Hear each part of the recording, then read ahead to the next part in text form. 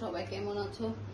তো আজকে দা house kitchen কর্নারে আমি চলে আসছি মটনের একটা রেসিপি নিয়ে। প্রথম দা হাউস কিচেন কর্নারে চলে আসছি মটনের একটা রেসিপি নিয়ে। তাহলে সবাই কেমন আছো?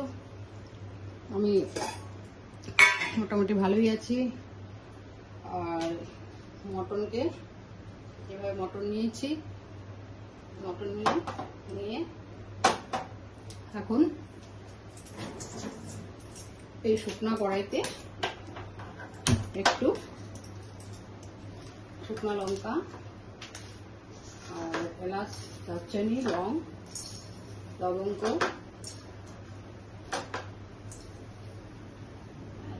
ভেজে নিচ্ছি। একটু শুকনা ভেজে নিচ্ছি।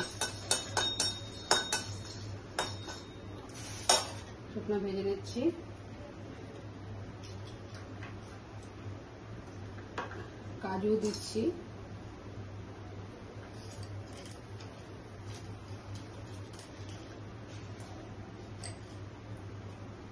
দিচ্ছি, এভাবে এগুলোকে শুকনো ভেজে নিচ্ছি।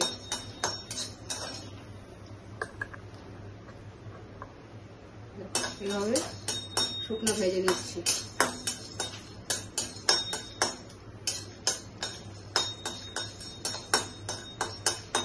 একটু শুকনো ভেজে নিয়ে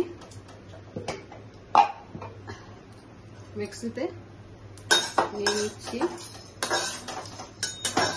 নিয়ে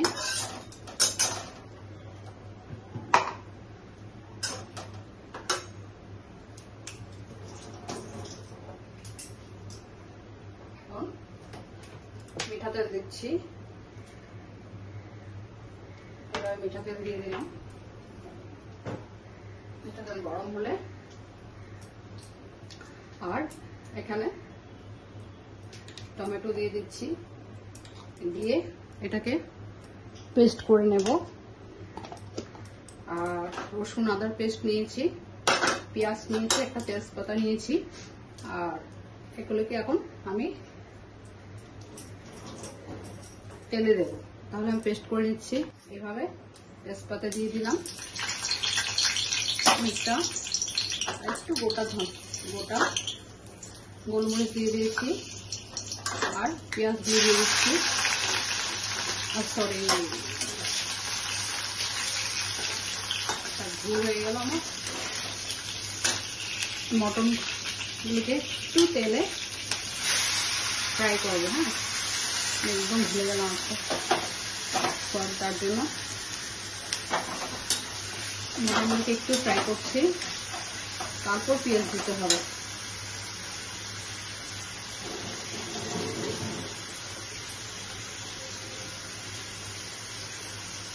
এভাবে আজকে কিন্তু আমি সরি, কারণ আমি মটনগুলোকে আগে ফ্রাই না করে পেঁয়াজটা দিয়ে দিয়েছি। এভাবে একটু মটনগুলোকে ফ্রাই করতে হবে, ঠিক আছে? তারপর পেঁয়াজগুলো দিতে হবে। এভাবে পেঁয়াজগুলো দিতে হবে।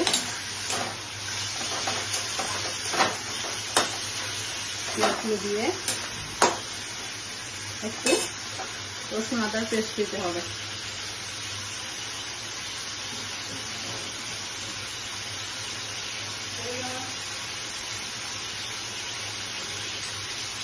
একটু রসুন আদার পেস্ট দিতে হবে, ঠিক আছে? যে রসুন আদা পেস্ট দিয়েছি।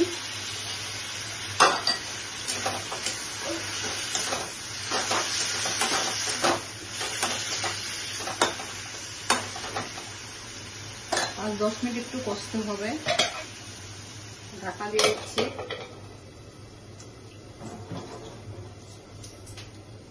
এখন আমি ঢাকাটা তুলে নিচ্ছি। এভাবে মাংসটাকে করে নিয়েছি। এখন যে পেস্ট করেছি মশলাটা ঢেলে দিচ্ছি। সব এখানে আছে কাজু, শুকনো লঙ্কা, গোলমরিচ, সব দিয়ে দিচ্ছি।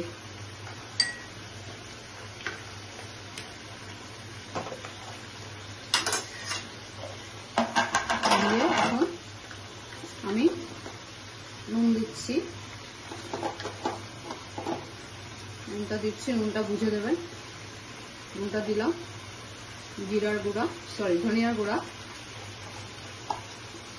জিরার গুঁড়া দিলাম, হলুদের গুঁড়া দিয়েছি, দিয়ে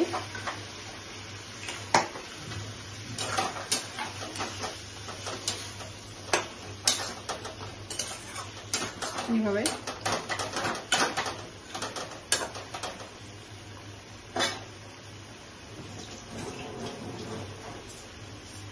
কাশ্মীরি কালার মরিচ দিচ্ছি,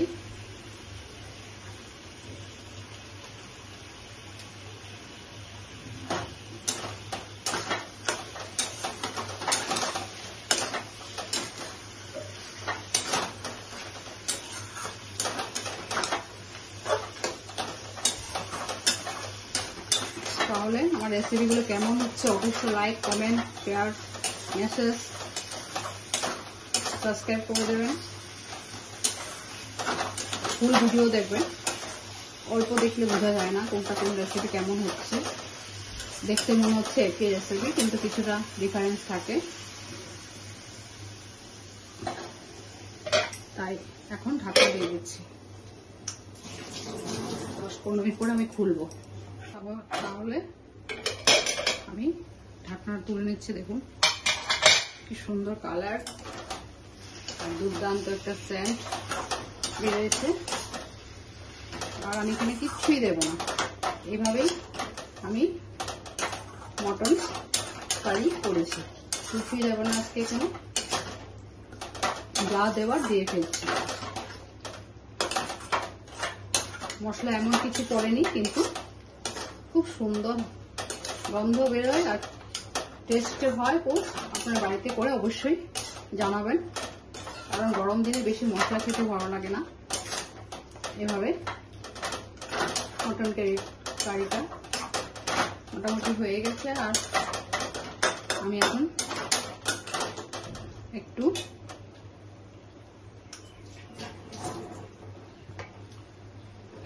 জল দেব।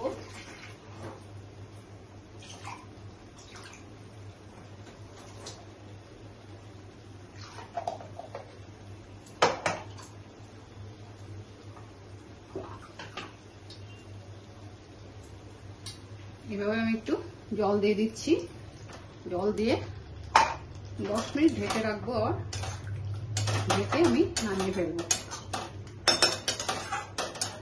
দেখুন এভাবে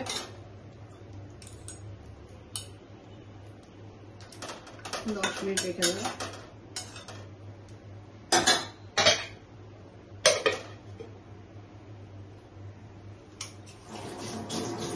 10 মিনিট পরে খুলে ফেলবো ঢাকনাটাকে। তাহলে আমার মটন কারিটা পুরো কমপ্লিট হয়ে গেছে।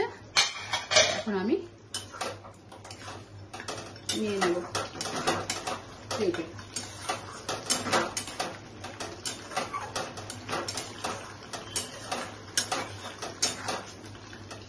তাহলে আমার কমপ্লিট। আমি এখন একটা প্লেটে তুলে নিচ্ছি।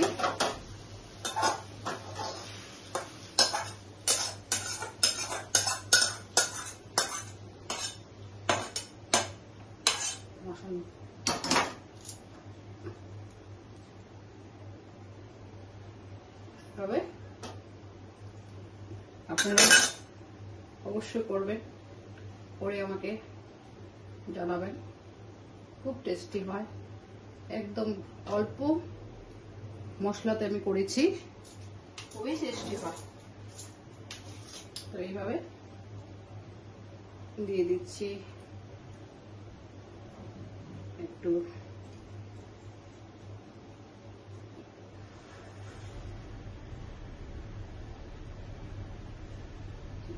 ওয়েট করে দিচ্ছি। দেখুন তাহলে মটন কারি করেছি, আপনারা অবশ্যই করবেন, করে আমাকে জানাবেন। তাহলে ভালো থাকুন, থ্যাংক ইউ রেসিপি দেখার জন্য। আজকে রাখছি এখানে, বাই বাই। নেক্সট রেসিপি আবার দেখাবো, তো রাখছি।